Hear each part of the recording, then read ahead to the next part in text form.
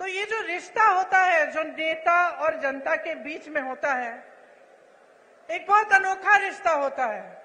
जैसे मैंने कहा, इस रिश्ते को अगर नेता निष्ठा से सींचता है, काम करके दिखाता है, तो ये रिश्ता मजबूत बनता है। तो एक ऐसा रिश्ता बनता है जैसा इंदिरा जी का आपके साथ था। आजकल परिस्थितियां काफी अलग हो चुकी हैं। हमारी तरह बहुत नेता चुनाव के समय खास तौर से आपके सामने आकर बड़े बड़े भाषण देते हैं, आप सबकी बातें सुनते हैं। मैं भी सुन रही थी। आज सुबह जब मैं उठी, मैंने कहा मैं देखती हूँ मोदी जी क्या भाषण दे रहे हैं, क्योंकि वो क्या कह रहे हैं वो भी सुनना जरूरी है। तो मुझे ताज्जुब हुआ कि जो जो हम कहते हैं वही वो कहते हैं। हम कहते हैं उन्होंने घोटाले किए, वो कहते हैं हमने किए। हम कहते हैं हमने विकास किया, वो कहते हैं उन्होंने किया। हम कहते हैं हमने रोजगार दिलाए, वो कहते हैं उन्होंने दिलाए। तो मैं सोच रही थी कि ये तो भाषण तो सभी सेम कहते हैं, वही भाषण है। तो जनता को कैसे पता चलेगा कि कौन क्या कह रहा है और इस बीच सच्चाई क्या है? हाँ, मुझे मालूम है। मैं यहाँ आ रही थी तो मैंने कुछ लोगों से पूछा, नौजवान खड़े थे, मैंने पूछा कि भाई क्या लगता है इस चुनाव में क्या होने वाला है, मध्य प्रदेश का भविष्य क्या है?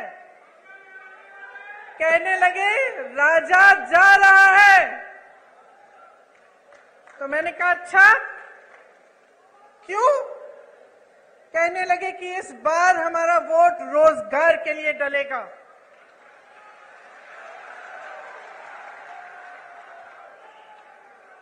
तो इसमें एक बात जो मैं इससे पहले कह रही थी वह स्पष्ट हो जाती है कि जब एक पार्टी का नेता आपके सामने कुछ कहता है, दूसरा वही चीज लगभग कह के जाता है, तो आपको पता कैसे चलता है कि कौन सच्चाई कह रहा है?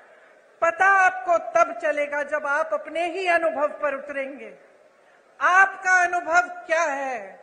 आपका जीवन क्या है? आपके संघर्ष क्या है? क्या महंगाई बढ़ी है पिछले 18 सालों में? बताइए। 10 गुना? पिछले 5 सालों में?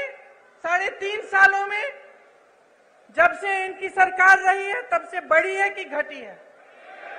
बढ़ी है। रोजगार मिले हैं आपको? नहीं। मेरे किसान भाई जो खेती छोड़ के यहाँ आए हैं, बताइए आपका जीवन ज्यादा मुश्किल हुआ है कि ज्यादा आसान? मुश्किल हुआ है।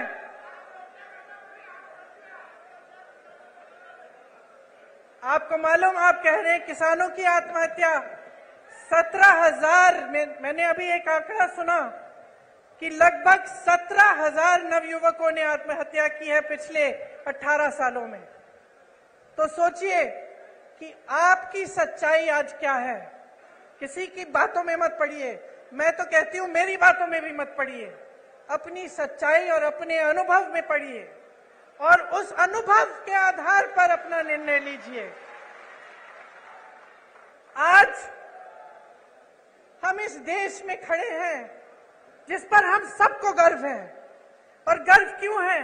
क्योंकि अगर आप आसपास के देशों को देखेंगे तो शायद हमारा एक देश है इन सारे आसपास के देशों में जो आजादी के बाद एक लोकतंत्र माना जाता था और जिसका लोकतंत्र हमेशा मजबूत रहा है। और ये लोकतंत्र हमारे संविधान में गढ़ा हुआ है। जिन्होंने हमारे संविधान को लिखा और बनाया, उन्होंने जीवन इस देश के लिए दिया। एक नहीं थे, बहुत सारे लोग थे हमारे स्वतंत्रता सेनानी। और हमें गर्व है आज अपने देश पर, जिसके संविधान में लिखा है कि हर जने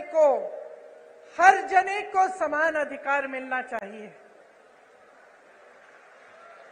हमारी कांग्रेस की सरकारों ने पंचायतों को सत्ता देकर यह अधिकार मजबूत बनाया।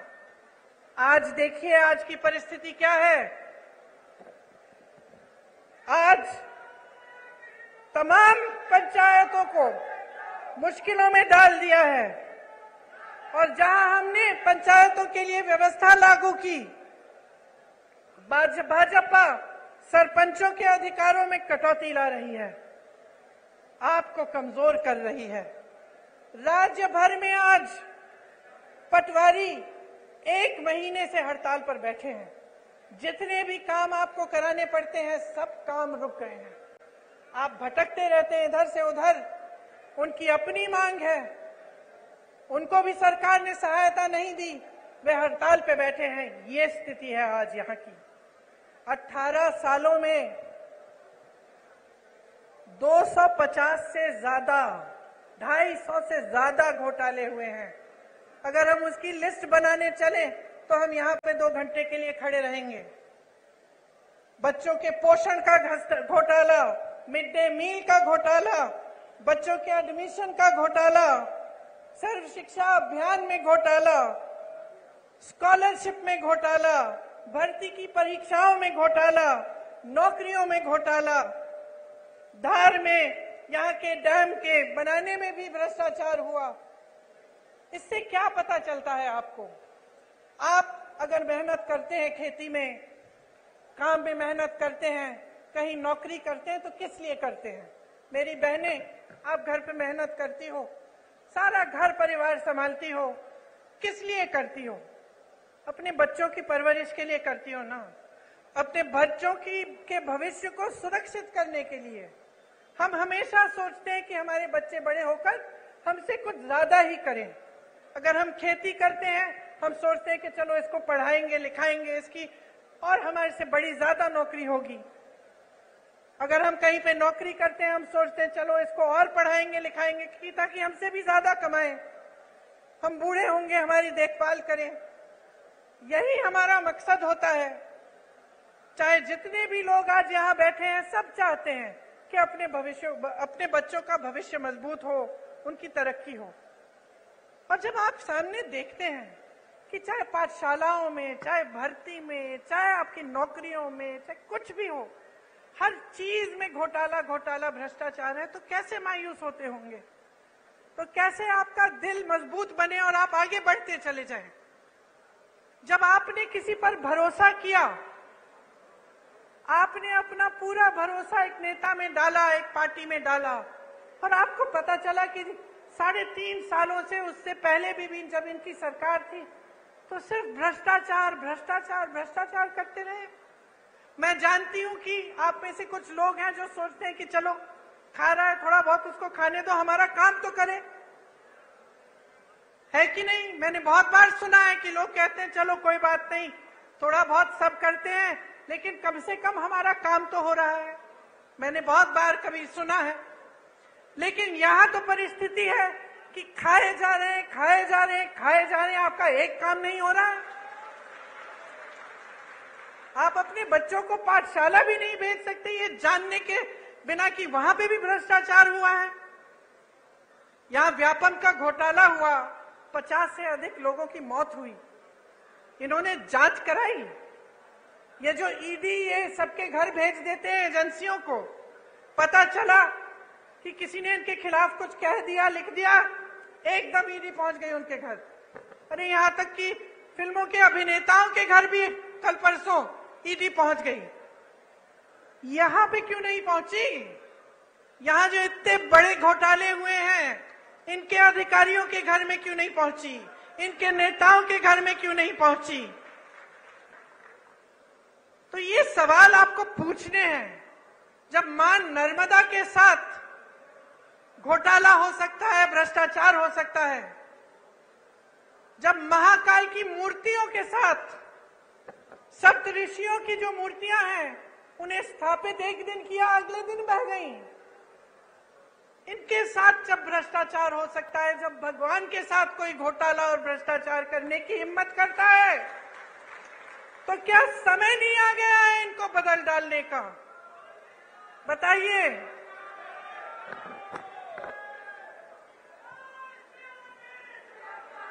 देखिए,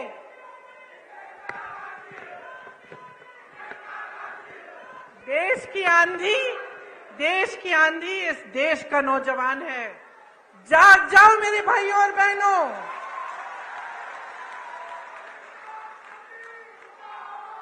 आपको बचाने के लिए कोई आंधी नहीं आ रही है, आप खुद को बचाइए। ये जो आपके साथ हो रहा है ये गलत है। जो रोज रोज आप जी रहे हैं, आप संघर्ष कर रहे हैं, ये गलत है। मेरे नौजवान भाइयों, आप फीस देते हैं ट्यूशन की, देते हैं कि नहीं? जब आपको भर्ती की परीक्षा भरनी पड़ती है, आप संघर्ष करते हैं कि नहीं? माता पिता आपके लिए खेती करते हैं, नौकरी करते हैं, संघर्ष करके आपके लिए पैसे इकट्ठे करते कि आपकी फीस भरेंगे कि नहीं? तो क्यों इनको आपने इतनी हिम्मत दे दी है कि जब आप परीक्षा देने जाते हैं तो बार बार उनकी भर्ती की परीक्षाओं में ये घोटाला करते हैं? मैंने उत्तर प्रदेश में देखा है, मैंने उत्तर प्रदेश में ऐसे नौजवान देखे हैं जिनके 10-10 साल गुजर गए हैं। एक परीक्षा दी, मार्क्स नहीं निकले, उसमें कुछ घोटाला हो गया। दूसरी परीक्षा दी, उसमें भी घोटाला हो गया, भर्ती की लिस्ट नहीं निकली। इंतजार करते रहे ये सोच के कि हमने पैसे खर्चे हैं, हमने मेहनत की है, एक ना एक दिन हो जाएगा। इंतजार करते रहे। जो बच्चा 22 साल का था, 21 साल का था, अब 30 साल का हो गया, अभी तक उसको नौकरी नहीं मिली। ये परिस्थितियां हैं इन प्रदेशों में जहां भाजपा सरकार में है, सत्ता में है, क्योंकि इनका अहंकार बहुत बढ़ गया है। मेरी बहनों और भाइयों, बहुत ज्यादा लूट होने लगी है और कोई रोक, कोई लगाम नहीं है। आप सोचिए, जब आप ही की संपत्ति, इस देश की संपत्ति, जो सबसे बड़े बड़े पीएसयू हैं, वही अपने दोस्तों को बेच डाले। जब यहाँ खड़े हुए जितने भी अधिकारी हैं, पुलिस वाले खड़े हैं, कर्मचारी हैं, इनको पुराना पेंशन नहीं मिलता। जब इसको देने का समय आता है तो आपको बताया जाता है कि पैसे नहीं हैं। तो अगर पैसे नहीं हैं तो अडानी जी के हजारों करोड़ लोन माफ कैसे हो रहे हैं? अगर किसान के कर्ज माफ नहीं हो सकते तो ये बड़े बड़े उद्योगपतियों के कर्ज माफ कैसे हो रहे हैं? ये सवाल आपको पूछना पड़ेगा, क्योंकि आप अगर ये सवाल नहीं पूछेंगे तो हमारी नहीं, इन सब नेताओं की नहीं, आप सबकी जिंदगी बर्बाद होगी,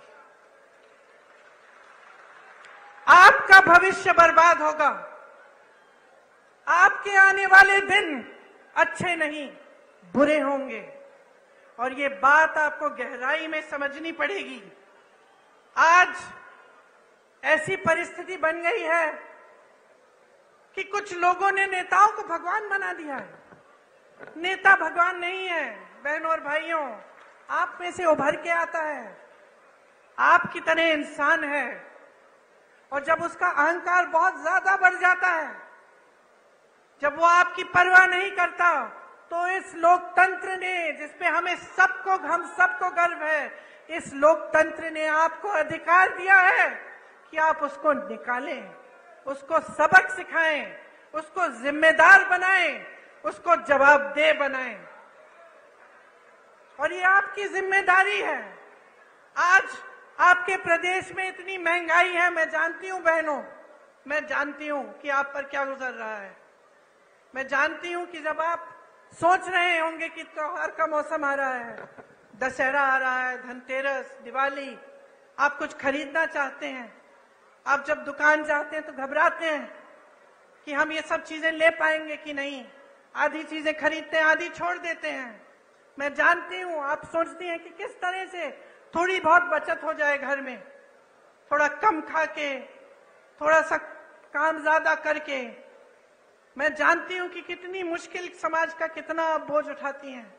आपको बताया जाता है कि राशन हमने मुफ्त कर दिया, वाह वाह वाह, बहुत बढ़िया। वहां हजारों करोड़ के लोन मुफ्त में मिल रहे हैं, यहां राशन पे हमें आपसे हाथ जोड़ना पड़ रहा है। इन्होंने कहा कि राशन आपको मुफ्त में दे रहे हैं। अब आप सोचिए, मैं एक राज बताती हूं आपको।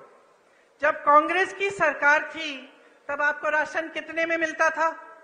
60 रुपए में। उस समय गैस का सिलेंडर कितने का था? 425 रुपए। तो मतलब 485 रुपए में लगभग आपको राशन भी मिल जाता था और आपको सिलेंडर भी मिल जाता था।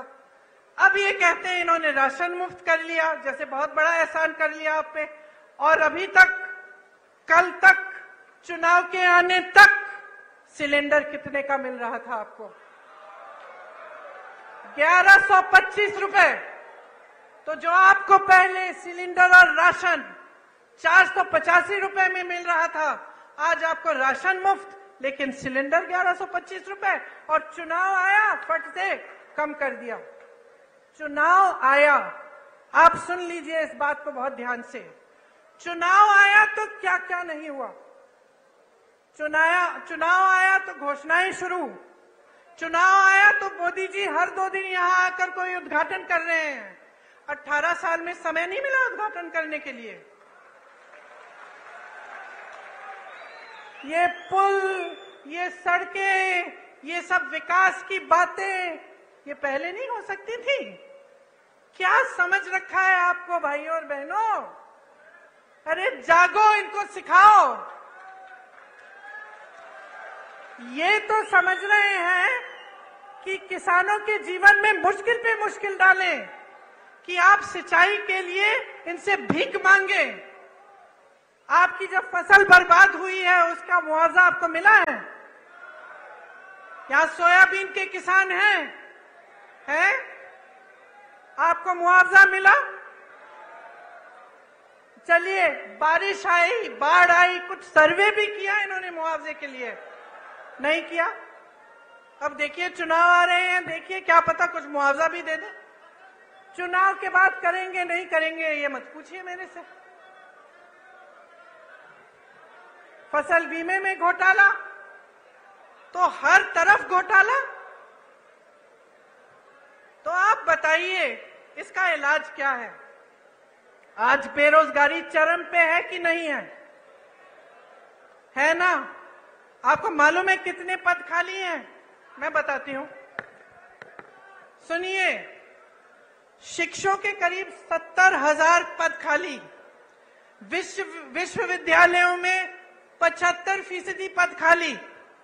सामुदायिक स्वास्थ्य केंद्रों में डॉक्टरों के 90% से ज्यादा पद खाली। ग्रामीण सामुदायिक स्वास्थ्य केंद्रों में सर्जन के 90% से ज्यादा पद खाली। महिला रोग विशेषज्ञों में 90% से ज्यादा पद खाली। फिजिशियन, जो डॉक्टर होते हैं, जो सारी बीमारियां समझ जाते हैं, 90% से ज्यादा पद खाली। बच्चों के डॉक्टर 90% से ज्यादा पद खाली। पूरे प्रदेश की सीएचसी में एक भी आंख का डॉक्टर नहीं है। मोतियाबिंद होती है, आंख में तकलीफ होती है, कहां जाएंगे? कहां जाएंगे? प्राइवेट में जाएंगे। प्राइवेट में चले जाते अगर पैसे कमाने का मौका दिया होता आपको। लेकिन इन 3.5 सालों में और उससे पहले जितने सालों का इनका राज रहा है, आपको कमाने का मौका कहां दिया? जहां जहां से रोजगार बनना था, चाहे बड़े बड़े पीएसयू इन्होंने बेच दिए। छोटे छोटे उद्योग पे जीएसटी थोप कर, नोटबंदी करके उन्होंने ठप करा दिए। मुश्किल में है जितने भी मेरे दुकानदार भाई यहाँ बैठे हैं या छोटे छोटे उद्योगपति हैं, वो बताएंगे आपको कितनी कमाई हुई है। जीएसटी भरते भरते भरते भरते उनको समझ में ही नहीं आ रहा है किस चीज की क्या जीएसटी है। उनको खत्म कर दिया। खेती किसानी में रोजगार पैदा होता था, मनरेगा होता था आपके गांव में, वहां पे रोजगार बंद। तो रोजगार देंगे कहां से आपको? आपको कमाने का मौका नहीं दे रहे हैं, लेकिन आप पे महंगाई इतनी थोप रहे हैं कि आपका जीना मुश्किल हो गया है। पर ये सब बातें मैं आपको यहाँ इस मंच पे खड़े होकर समझा रही हूँ। आप सबको तो पहले ही मालूम है, जी आप रहे हैं, संघर्ष आप कर रहे हैं अपने बच्चों को स्कूल भेजने के लिए, उनकी किताबों को खरीदने के लिए, उनकी फीस भरने के लिए, उनकी भर्ती की परीक्षाओं के लिए, उनकी नौकरियों को, उन इंटरव्यूज के लिए। ये सब काम आपके ही समर्थन से आपके बच्चे कर रहे हैं, लेकिन करने के बावजूद कुछ नहीं मिल रहा है। इसीलिए मैं आपसे कहना चाहती हूं कि आप इंदौर संभाग के हैं, आप जानते हैं कि पिछले 18 सालों में यहां कोई नई यूनिवर्सिटी नहीं बनी है कि नहीं बनी? कोई नया अस्पताल बना? कोई मेडिकल कॉलेज खुला? तो क्या कर रहे हैं ये? मोदी जी यहां आते हैं, आजकल तो शिवराज जी का नाम लेने से भी शर्म कर रहे हैं, उनका नाम ही नहीं लेते, कहते मुझे वोट दो। और वो तो आपके सीएम बनने वाले नहीं है। मैंने आपको बताया, मैं भाषण सुन रही थी उनका, 50 मिनट में 50 बार कांग्रेस का नाम लिया। तो कांग्रेस के जो कार्यकर्ता हैं, खुश हो जाओ भाई, खुद नाम लेने के बजाय वो नाम ले रहे हैं आपका। मैं तो कहती हूँ, छोटी हूं उनसे, कम अनुभव है, उम्र भी कम है, लेकिन एक छोटी सी सलाह दे देती हूँ, जितनी बार कांग्रेस का नाम 50 मिनट के भाषण में लेते हैं, विकास का नाम ले लीजिए।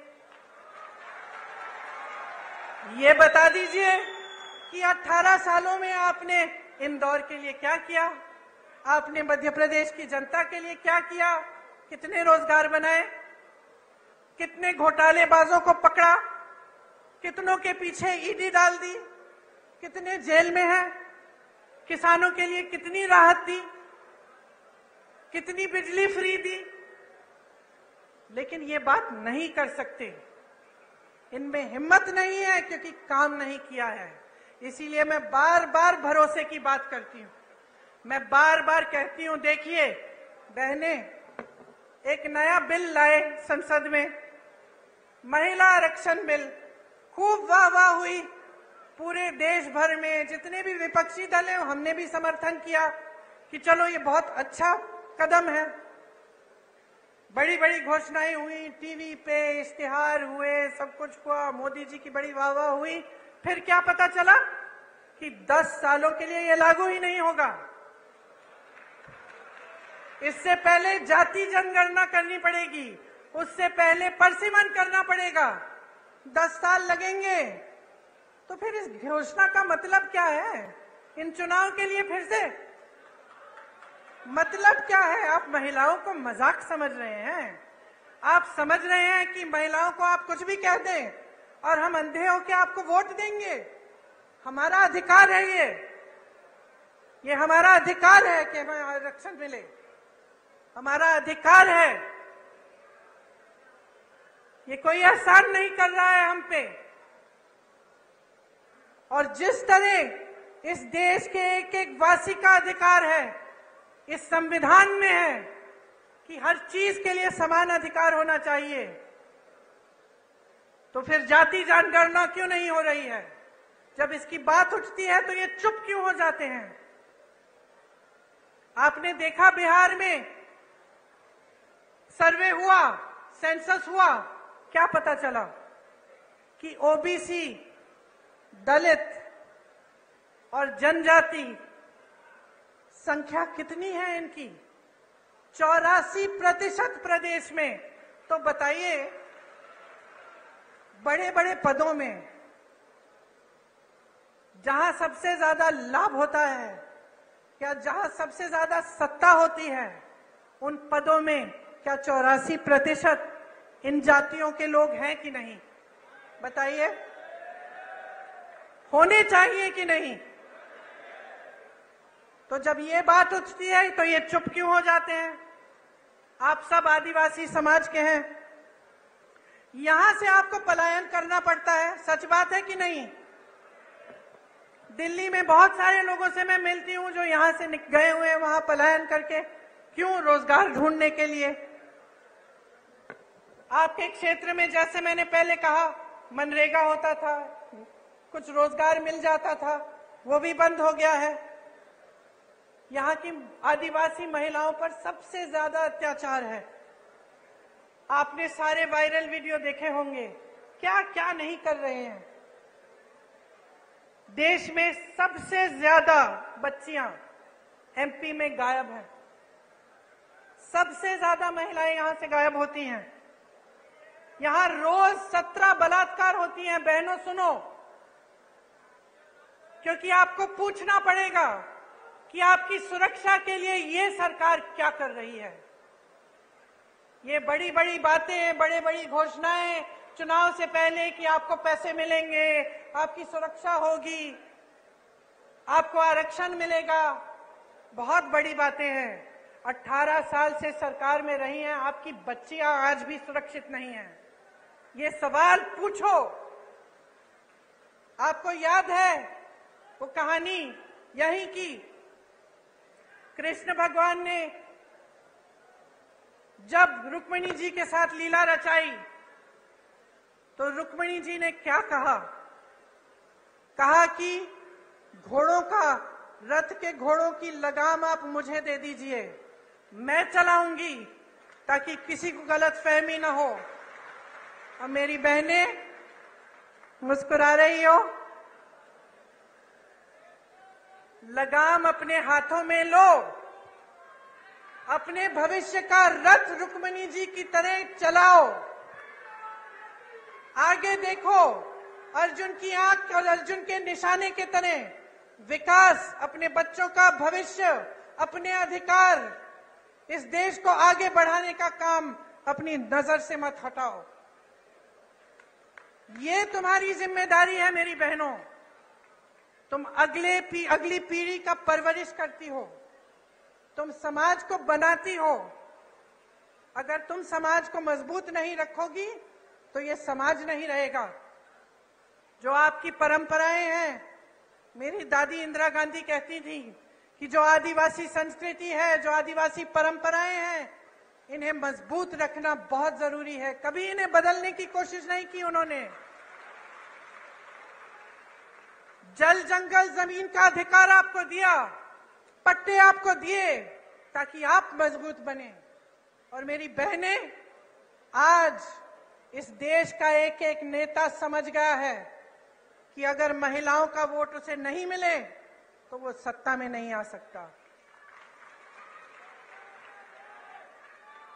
इसीलिए मेरी बहनें, जब मैं कहती हूं कि लगाम संभालो, अपना रथ खुद चलाओ, मैं इसलिए कहती हूं कि आज कौन सत्ता में आएगा, कौन नहीं आएगा, ये आपके हाथों में है। इस बात को गहराई से समझो। जब आपको झूठे वादे किए जाते हैं, जब आपको बताया जाता है कि हम आपके लिए क्या क्या नहीं करेंगे, तो जानते हैं आपकी बेटियां अगर हैं तो कभी कभी बेटी आती है, कहती है अच्छा लड़का मिल गया, तो आप कहती हैं कि अगर हमें शादी के लिए तुम्हारे लिए लड़का ढूंढना है तो पहले हम जानना चाहेंगे कि उसकी क्या मजबूती है, क्या करेगा। अगर आपको लगे कि ऐसा लड़का है जो झूठ मूठ के बता दे लड़कियों को कि आपके लिए ऐसे ऐसे महल बनाएंगे, हम आपको यहाँ ले जाएंगे, ऐसा करेंगे, वैसा करेंगे, तो आप क्या कहेंगी अपनी बेटी से कि बेटा ध्यान रखो, ध्यान रखो, ये बहुत बड़ी बड़ी बातें करता है, ये करेगा नहीं। कहती है कि नहीं? तो इतनी समझदार है, इतनी जिम्मेदार है, अपने आप को फुसलाने मत दीजिए। समझ जाइए कि ये राजनीतिक खिलवाड़ हो रहा है आपके साथ। आपको अपना भविष्य मजबूत बनाना है तो जैसे मैंने शुरू में कहा, अपने अनुभव पर उतरिए। आप देखिए, आपके जीवन में तरक्की आई, महंगाई घटी, आपके बच्चों को रोजगार मिला, खेती में आप काम करते हैं, वहां आपको कोई सहायता मिली सरकार से? क्या नई पाठशालाएं बनी, विश्वविद्यालय बने, अस्पताल बने? और अगर नहीं बने हैं तो बहनों और भाइयों, जाग जाओ और एक ऐसी सरकार लाओ जो ये सारे काम आपको करके दिखाए।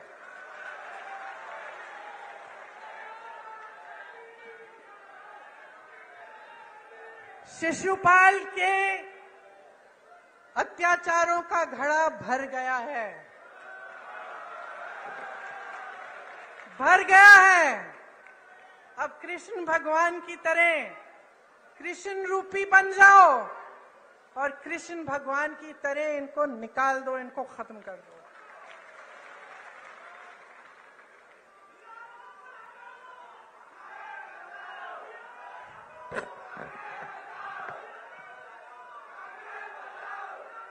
डेढ़ सालों में,